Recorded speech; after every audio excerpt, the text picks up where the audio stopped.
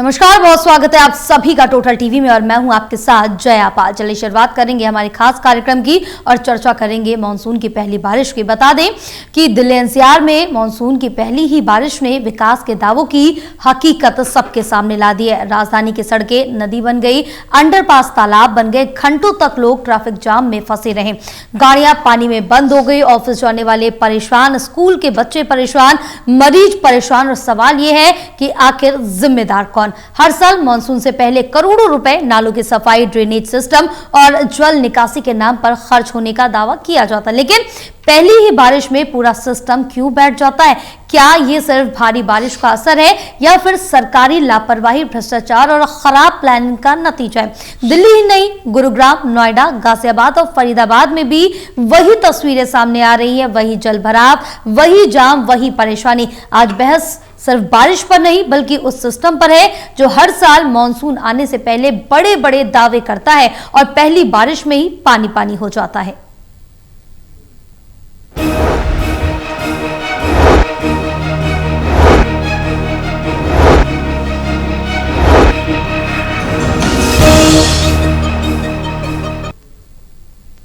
तो आज उसी मुद्दे को लेकर चर्चा करेंगे। खास मेहमान भी हमारे साथ जुड़ेंगे, लेकिन उससे पहले दिखाएंगे एक रिपोर्ट।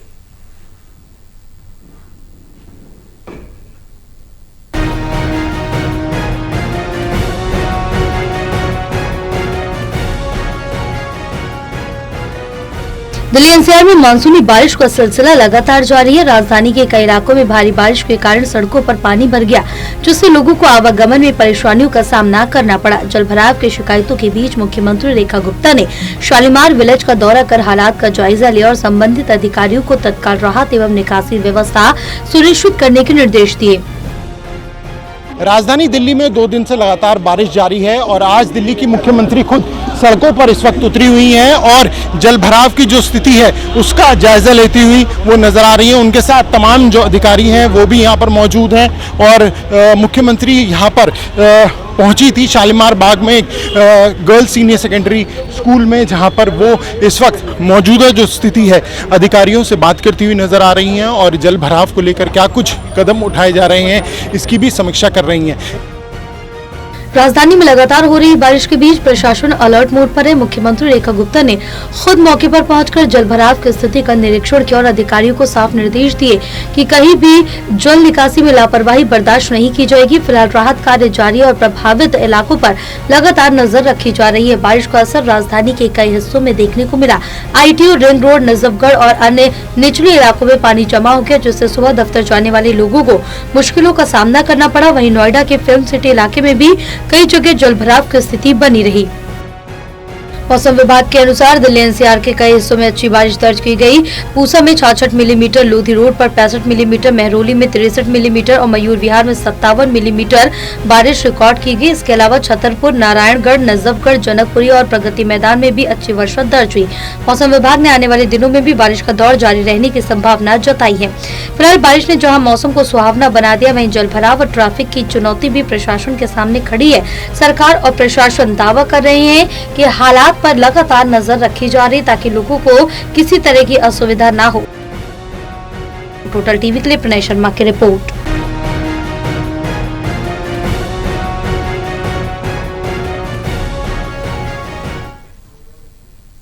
चलिए चर्चा की शुरुआत करते हैं। हमारे साथ एसोसिएट एडिटर प्रदीप कुमार जुड़े हुए हैं, असिस्टेंट एडिटर ललित नारायण कांडपाल जुड़े हुए हैं। आप दोनों का बहुत स्वागत है हमारे खास कार्यक्रम में। चलिए चर्चा की शुरुआत करेंगे। ललित, मानसून हर साल तय समय पर आता है, फिर भी दिल्ली एनसीआर की जो सरकारें हैं और प्रशासन हर बार पहली बारिश में क्यों फेल हो जाता है? क्या ये सिर्फ लापरवाही है या फिर जनता के टैक्स के पैसे से होने वाले कामों में ये भारी भ्रष्टाचार की कहानी छिपी है? क्योंकि हर साल यही स्थिति देखने को मिलती है, चाहे बीजेपी की बात कर ले या फिर इससे पहले आम आदमी पार्टी की बात कर ले। देखिए, दिल्ली की बात हो, नोएडा की बात हो या गाजियाबाद की बात हो, सभी जगह लगभग समस्याएं अलग अलग हैं, लेकिन मूल तौर पर समस्या एक ही है कि अलग अलग जगहों पर पानी जमा हो जाता है। कुछ जगहें तो हर शहरों में ऐसी होती हैं जहां पर हर बरसात में पानी जमा होता है, लेकिन कई जगह ऐसी होती हैं जो कि अपने इंफ्रास्ट्रक्चर के कारण ज़्यादा परेशानी पैदा करती जी। है। मसलन कि अगर दिल्ली की बात करें तो दिल्ली की बात अगर ये करें तो दिल्ली को जो बसाया गया वो आज़ादी के बाद जिस तरीके से दिल्ली बसी, उसके बाद दिल्ली में तैयारियां तो उस आबादी के लिए नहीं की गई थी जितनी आबादी आज हो गई है, और नतीजा ये हुआ कि ड्रेनेज सिस्टम के सही ना हो पाने के कारण अब स्थिति ये पैदा हुई कि जब पानी आता है सड़क पर तो उस पानी के निकास का रास्ता नहीं बन पाता है। और दरअसल आज एक बात और भी है, जैसा कि दिल्ली सरकार के पीडब्ल्यूडी मंत्री प्रवेश वर्मा ने कही, उन्होंने कहा कि आप वाटर लॉगिंग कहते किसे हैं। वाटर लॉगिंग दरअसल वो है जहां पर पानी कई घंटों तक इकट्ठा हो जाता है, उसके निकासी का रास्ता नहीं होता है। अगर बारिश हो रही है तो पानी जमा होगा, और पानी जमा होगा तो लेकिन उसके बाद अगर वो अगले कुछ ही मिनटों में या घंटों में भी अगर कहा जाए 1 घंटे में अगर पानी निकल जाता है तो उसे जल जमाव नहीं कहा जाएगा। तो क्योंकि कल रात दिल्ली एनसीआर में कहूंगा मैं बाकायदा कि दिल्ली एनसीआर में कल शाम से लगातार बारिश हो रही थी, तो बारिश होने के बाद क्योंकि सभी जगहों का पानी एक स्लोप के कारण एक कुछ पर्टिकुलर जगहों पर आ जाता है। मसलन आईटीओ की बात करें, आईटीओ का जो अगर आप फिजिकल स्ट्रक्चर देखें तो वहां पर दिल्ली पुलिस हेडक्वार्टर से लेकर आईटीओ का जो रेड लाइट है वहां से लेकर उसका पानी यहाँ नीचे जो विकास भवन है वहां पर आकर खड़ा हो जाता है। लेकिन इस बार भी वहां पर इंतजाम अच्छे किए गए थे दिल्ली सरकार की ओर से, वहां पर पानी जमा तो हुआ लेकिन जमा होने के बाद वो निकल गया, ये एक अच्छी बात देखने को मिली। इसी प्रकार से अगर देखा जाए तो मिंटो ब्रिज जो कि अपने डूबने के लिए ही एक तरीके से मशहूर हो चुका था, कई बार हमने देखा है कि डीटीसी की बसें उसमें डूब जाती थी, लेकिन बावजूद उसके इस बार वहां पर हालत थोड़ा अच्छी दिखी। लेकिन जो दूसरे इलाके हैं मसलन लक्ष्मी नगर, पांडव नगर, इन जैसे इलाकों में या फिर जो कॉलोनी के इलाके हैं जहां पर इस लेवल पर काम नहीं किया गया था, वहां पर स्थिति ये देखने को मिली कि काफी पानी भर गया और कई बार तो लोगों के घरों के अंदर भी पानी आ गया। तो ये जो एक तस्वीर देखने को मिल रही है, अब जो है दिल्ली सरकार इसी पानी की समस्या से निपटने के लिए एक ड्रेनेज मास्टर प्लान लेकर आई है, जिसमें कि नई दिल्ली यानी कि आज की दिल्ली की जरूरतों के हिसाब से ड्रेनेज बनाने की बात कही जा रही है। लेकिन सवाल सबसे बड़ा यह है कि अभी जो कुछ पॉइंट्स पर तो राहत मिलती हुई दिखाई दे रही है, लेकिन बाकी दिल्ली में तो पानी भर ही रहा है। बिल्कुल बिल्कुल, बाकी दिल्ली में कई जगह ऐसी हैं जहां पर पानी की समस्या लोगों को लगातार बनी हुई है, उनके घरों तक पानी भर गया है। बहरहाल प्रदीप, हर साल नालों की सफाई होती है, ड्रेनेज सुधार और जल निकासी पर करोड़ों रुपए खर्च होने का ये दावा किया जाता है। अगर काम सही हुआ है तो पहली बारिश में सड़कें, नदी और अंडरपास, तालाब कैसे बन जाते? आखिर जो पैसा है वो जाता कहाँ है?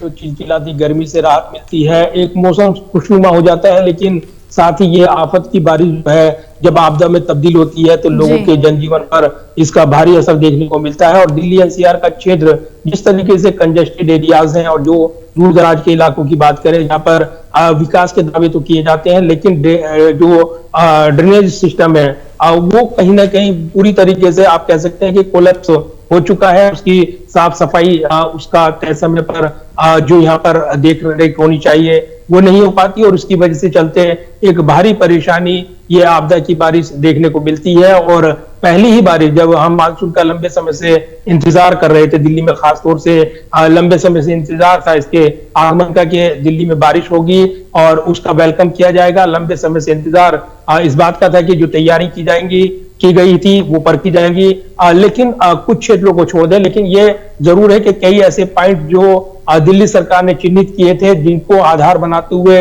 राजनीतिक विरोधी नाव चलाते थे और ये रील बनाई जाती थी और ये मैसेज दिया जाता था कि देखिए ये कलई खोल रही है तस्वीरें, लेकिन ये तस्वीरें अब स्थान बदल गए हैं, अब दूसरी जगह से आ रही हैं और वो स्थान जो पहले से चिन्हित थे वो चेंज हो गए हैं। तो ये आप कह सकते हैं कि काम तो किया गया, दिल्ली सरकार की ओर से फोकस किया गया उन पॉइंट्स पर, लेकिन जो नए पॉइंट्स बनकर उभरे हैं और जो भारी बारिश हुई है उसने निश्चित तौर पर कहीं ना कहीं चुनौती पेश कर दी है।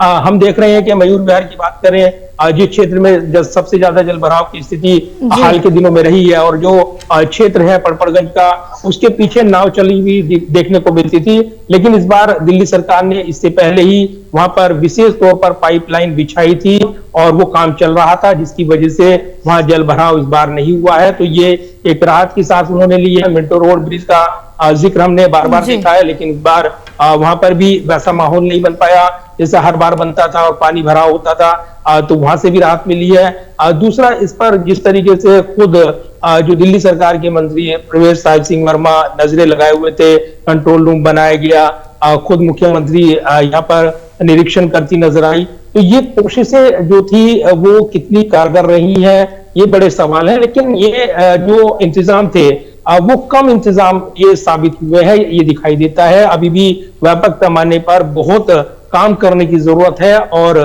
बड़े पैमाने पर अधिकारियों की जो तालमेल की कमी यहाँ पर दिखी है, उनको एक समायोजित करने की जरूरत है। शायद यही वजह है कि इसको लेकर एक बड़ी डिबेट आने वाले दिनों में आप देखेंगे। राजनीतिक विरोधी जरूर सवाल उठाएंगे और जिस तरीके से हर बार बारिश की बात आती है और उसमें दिल्ली के खासतौर से जो जनजीवन पर असर पड़ता है, आम लोग खासतौर से उसके आर्थिक पहलू से बात करें तो वो प्रभावित होते हैं, क्योंकि वो अपने जो हर दिन के हिसाब से अपनी कमाई करते हैं, वो गरीब तबका प्रभावित होता है। वो बारिश उसके लिए आपदा की बारिश होती है, वो अपनी रेहड़ी खोमचा नहीं लगा पाता या दूसरे काम धंधे उसको नहीं मिल पाते, तो उसकी वजह से उसके रोजगार पर असर पड़ता है। ये भी एक बड़ा पहलू है इससे जुड़ा हुआ। और अगर ये बारिश कई दिन तक चल जाती है तो निश्चित तौर पर उन परिवारों की चिंता कौन करेगा, ये बड़े सवाल हैं। दूसरा, राजनीतिक तौर पर जो मुद्दे उठते हैं और इस बारिश के बाद और वो सवाल उठेंगे कि आखिर जो ड्रेनेज सिस्टम है, लंबे समय से इसकी चर्चा चलती है, एक बेहतर तालमेल के साथ उस ड्रेनेज सिस्टम की बात जो बार बार की जाती है, वो हर बारिश में क्यों भूल जाता है, क्या वजह रहती है, क्या इसके पीछे कोई एक कारगर रणनीति नहीं रहती है, या वो क्या कारण रहते हैं जिसकी वजह से हर बार बारिश में इतना जलभराव होता है और वो पानी निकासी सही समय पर नहीं हो पाती। दूसरा, जिस तरीके से हमने देखा गाद निकालने की जो कोशिश मशीनें लाई गई, उसके जरिए एक बड़ा मैसेज दिया गया यमुना की सफाई को लेकर या फिर दूसरे चीजों को लेकर, लेकिन वो भी तस्वीरें जो अलग अलग क्षेत्रों से आई हैं, वो निश्चित तौर पर एक बड़ी आपदा की बारिश में बदली है और अलग अलग क्षेत्रों से जो तस्वीरें हैं वो दिखाती हैं कि पानी की निकासी समय पर नहीं हो रही थी, जिसकी चलते ये दिक्कतें आई हैं। तो फिलहाल बड़े सवाल हैं जो है इस पूरे बारिश के मौसम में, जबकि मानसून आगे और गति पकड़ेगा, क्योंकि जो पश्चिमी विक्षोभ है वो नमी और बढ़ेगी और उससे चलते ये कहा जा रहा है मौसम विभाग की ओर से कि आने वाले दिनों में बारिश का जो असर है वो और राजधानी में देखने को मिलेगा। आपको गुरुग्राम, फरीदाबाद अगर देखें आप तो राजधानी दिल्ली से सटे हुए क्षेत्र हैं, लंबे समय से यहाँ पर जाम लगता है और जब भी जल भराव हो जाता है तो ये आपदा और बढ़ जाती है, क्योंकि यहाँ से जो एनसीआर क्षेत्र में काम करने के लिए आते हैं लोग, वो ट्रैफिक में फंसे रह जाते हैं और इसीलिए ट्रैफिक जो बारिश है ट्रैफिक पर काफी गहरा असर डालती है और इसको लेकर एक सेंट्रलाइज स्कीम अभी तक नहीं बन पाई है। शायद यही वजह है कि हर बार हम बारिश में इस तरह की घटनाएं देखते हैं और उसके बाद दुर्घटनाओं का सबसे बड़ा खतरा रहता है। और जैसे कि कमजोर बिल्डिंगें गिरने का डर होता है, करंट लगने का डर होता है। कई मानसून में, पिछले मानसून में आपने देखा होगा, कोना से सटे हुए इलाके में ही एक माँ जब अपने बच्चे को पार करा रही थी, उसका हाथ बिजली के खंभे से छू जाता है तो वो गुजर जाते हैं और ये बड़े सिस्टम पर सवाल छोड़ जाते हैं। तो ये सिस्टम सुधारना और सिस्टम को बनाए रखना एक बड़ी चुनौती है। ये जो तस्वीरें आप देख रहे हैं निश्चित तौर पर बड़े सवाल खड़े करती हैं कि आखिर ये सिस्टम सुधरेगा कब और इस सिस्टम को सुधारने के लिए क्या एक दृढ़ इच्छा शक्ति जिसकी जरूरत है, एक कंबाइंड यूनिफॉर्म फोर्स की जरूरत है जिसमें यूनिफाइड कमांड हम कहें अगर, वो कब तक पूरी होगी, ये बड़े सवाल हैं। बिल्कुल, सवाल तो प्रदीप काफी बड़े खड़े हो रहे हैं क्योंकि तैयारियां पहले से अगर की जाती तो इस तरह की जो अन्य जगहों पर समस्या आ रही है वाटर लॉगिंग की वो ना होती। प्रणय हमारे साथ वरिष्ठ संवाददाता जुड़ चुके हैं, उनसे भी और जानकारी लेंगे। प्रणय, जब मौसम विभाग कई दिन पहले भारी बारिश की चेतावनी देता है तो प्रशासन पहले से तैयारी क्यों नहीं करता? क्या सरकारी मशीनरी सिर्फ बारिश शुरू होने के बाद ही जागती है? क्योंकि कुछ जो एरियाज है उनमें तो स्थिति सुधर गई है, जो मुख्य सामने आते थे नाम, लेकिन दिल्ली में अभी भी कई ऐसी जगह, चाहे अगर हम जिक्र करें स्लम एरियाज की, या अभी भी कई ऐसी गलियां हैं जहां पानी भरा रहता है और लोगों को काफी ज्यादा परेशानियों का सामना करना पड़ता है। पहले के है, लेकिन अगर ये कहा जाए कि पूरी तरह से स्थिति ठीक हो गई है, वो नहीं है। दिल्ली में जैसे आपने खुद कहा भी कि कुछ ऐसे चिन्हित इलाके हैं जहां पर पहले काफी ज्यादा जल भराव होता था, लेकिन अब वहां पर एक बदलाव देखने को मिल रहा है। इसका जीता जागता उदाहरण है जो मिंटो ब्रिज है, जहां पर हमेशा पानी भरता था जब भी बारिश होती थी, यहाँ तक कि बस तक डूब जाती थी और लोगों की दुखद वहां पर उस हादसे में मौत भी हुई है। आईटीओ पर काफी ज्यादा जल भराव दिखता था, वहां पर फिलहाल जो स्थिति है वो सामान्य है। तो कुछ ये प्रमुख ऐसी जगह हैं जहां पर स्थिति में सुधार हुआ है, लेकिन निश्चित तौर पर जैसे स्लम एरिया की बात करें या निचले इलाकों की बात करें तो वहां पर अभी भी काम होना बाकी है। आज हमने देखा कि शालीमार बाग में खुद जो मुख्यमंत्री की कॉन्स्टिट्यूंसी है वहां पर जो गांव है उन गांव का उन्होंने निरीक्षण किया और वहां पर जहां जहां जल भराव था और जो कार्य चल रहा था, जहां नाले बनाने का कार्य चल रहा था उसका उन्होंने निरीक्षण किया और अधिकारियों को सब निर्देश दिए हैं कि जल्द से जल्द ये काम पूरा किया जाए। आज दिल्ली के जो पीडब्ल्यूडी मिनिस्टर हैं प्रवेश शर्मा, उन्होंने भी कंट्रोल रूम का दौरा किया है और वहां पर उन्होंने खुद देखा है कि किस तरीके से जब कहीं कोई शिकायत आती है जल भराव की तो उस पर कितनी तेजी के साथ काम किया जाता है। तो सरकार का ये कहना है कि अभी मात्र 1-1.5 साल ही हुआ है बने हुए और जो बदलाव है वो देखने को मिल रहा है और आने वाले समय में जो स्थिति है उसमें और भी सुधार आएगा। सरकार का ये भी कहना है कि पिछले जो 27 साल का बैकलॉग है उसे उन स्थिति को ठीक करने में वक्त लगता है और धीरे धीरे जो स्थिति है वो ठीक भी हो रही है। बिल्कुल ललित, बहुत छोटा सा जवाब लेंगे कि क्या दिल्ली एनसीआर में जल भराव अब प्राकृतिक समस्या नहीं बल्कि सरकारी अक्षमता, खराब शहरी योजना और जवाबदेही के अभाव का सबसे बड़ा उदाहरण बन चुका है, क्योंकि अभी उन एरियाज पर ध्यान नहीं दिया जा रहा है जहां लोग अभी भी इस जल जमाव का सामना कर रहे हैं। और दिल्ली में कई जगह ऐसी भी देखने को मिली है कि लोग अपने दफ्तर के लिए निकल रहे हैं लेकिन भारी जाम के चक्कर में वो उसी में फंसे रहे हैं। बिल्कुल, देखिए दिल्ली में अनप्लानिंग का नतीजा है। दरअसल देखिए आपके सामने एग्जांपल है कि जहां पर प्लान किया गया, जिन पॉइंट्स पर काम किया गया वो पॉइंट्स आज बेहतर हो गए हैं। यानी कि दिल्ली के अगर जहां जहां भी पानी भरता है, मैं कहता हूं कि अगर रेजिडेंशियल इलाकों में भी पानी भरता है, अगर वहां भी काम किया जाएगा तो निश्चित तौर पर वहां भी पानी नहीं भरेगा। सबसे बड़ी समस्या यह है कि सीवर की सफाई नहीं होती है, जिस नाली से पानी निकलना है उन नालियों की सफाई नहीं होती है। अगर आप एमसीडी में चले जाओ तो एमसीडी में कहा जाता है कि कर्मचारी पूरे नहीं है। अलग अलग लेवल पर जो समस्याएं हैं और जो उन समस्याओं के कारण जो परेशानी पैदा होती है, ये इसी का नतीजा है कि बेहतर एक सरकार होने के बावजूद जो है पूरी दिल्ली में, जैसा कि आज प्रवेश वर्मा ने भी कहा कि अभी हमने जो पॉइंट है तकरीबन 46 पॉइंट इस बार दिल्ली सरकार ने क्लियर किए हैं और उन 46 पॉइंट के बाद जो है अब उनका कहना है कि बहुत जल्दी ऐसा होगा कि पूरी दिल्ली में पानी कहीं भी नहीं भरेगा और पानी जब भी भरेगा तो उसे तुरंत निकाल लिया जाएगा। बिल्कुल, और जिससे लोगों को भी आसानी होगी। प्रदीप, आपसे भी बहुत छोटा सा जवाब लेंगे इस पर कि क्या स्मार्ट सिटी, विश्व स्तरीय इंफ्रास्ट्रक्चर और आधुनिक राजधानी के दावे पहली बारिश में ही पूरी तरह ध्वस्त हो जाते हैं? क्या ये विकास का मॉडल है या सिर्फ प्रचार? एक बहुत छोटा सा जवाब। देखिए बिल्कुल, और ये जरूर है कि जिस तरीके से ये समस्या के ऊपर हमने चर्चा की है, समाधान क्या हो इस पर भी फोकस होना चाहिए। और बड़े सवाल है कि वादे किए जाते हैं लेकिन दावे जो है वो खोखले साबित होते हैं और वो फिर उन बारिश के पानी की तरह बह जाते हैं। बड़ा ये है कि अगर आप कुछ बदलाव करना चाहते हैं तो मेरे सुझाव जरूर रहेंगे इस बड़ी चर्चा में कि एकीकृत कमांड सेंटर दिल्ली एनसीआर के लिए बहुत जरूरी है। एक ऐसी नोडल एजेंसी बने जो जल भराव और ड्रेनेजेस के लिए पूरी तरह से जवाबदेही उनकी हो, क्योंकि जो डिजिटल मैपिंग होती है और सेंसर सिस्टम लगे अगर हम वो बनाए यूरोपीय देशों की तरह, तो पहले ही जब जल भराव होता है बड़े नालों में उनके सेंसर अगर आप लगाएंगे तो निश्चित तौर पर आपको अलर्ट होगा और उससे आपको ये सूचना मिलेगी तय समय पर। दूसरा बड़ा कानून और कठोर ऑडिट की जरूरत है। अगर ये सब होगा तो निश्चित तौर पर फर्क पड़ेगा।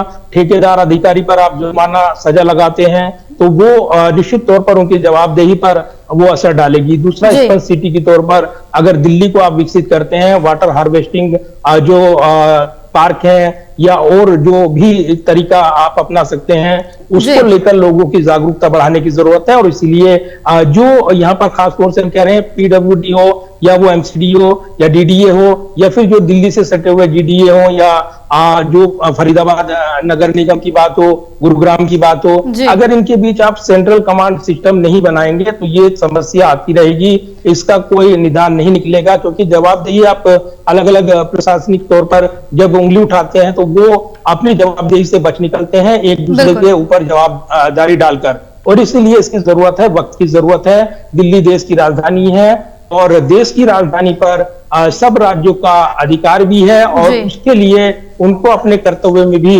ढिलाई नहीं बरते अगर तो निश्चित तौर पर इस समस्या से एक लंबा रोड मैप बनाकर निजात मिल सकती है। ऐसा आने वाले समय में बदलाव हो सकता है। बिल्कुल, और बदलाव की जरूरत भी है। अब जिस तरह से लोगों को समस्याओं का सामना करना पड़ रहा है, फिलहाल आप सभी का पूरी चर्चा के लिए बहुत शुक्रिया। तो दिल्ली एनसीआर में मानसून की पहली बारिश ने एक बार फिर वही सवाल खड़े कर दिए कि क्या हमारी तैयारियां सिर्फ प्रेस कॉन्फ्रेंस और फाइलों तक सीमित है? अगर पहली बारिश में ही राजधानी और आसपास के शहर थम जाए, अगर सड़कें दरिया बन जाए, अगर लोग घंटों जाम में फंसे रहे, अगर वाहन पानी में बंद हो जाए, तो फिर विकास के दावों का मतलब क्या रह जाता है? अब इंतजार सिर्फ बारिश रुकने का नहीं बल्कि जवाबदेही तय होने का है। क्या इस बार जिम्मेदार अधिकारियों पर कार्रवाई होगी? क्या ड्रेनेज सिस्टम को वास्तव में सुधारा जाएगा या फिर हर साल की तरह इस बार भी बारिश थमेगी, पानी उतर जाएगा लेकिन सवाल वहीं के वहीं रह जाएंगे? इसी सवाल के साथ आज की बहस में बस इतना ही। आप देखते रहिए टोटल टीवी। नमस्कार।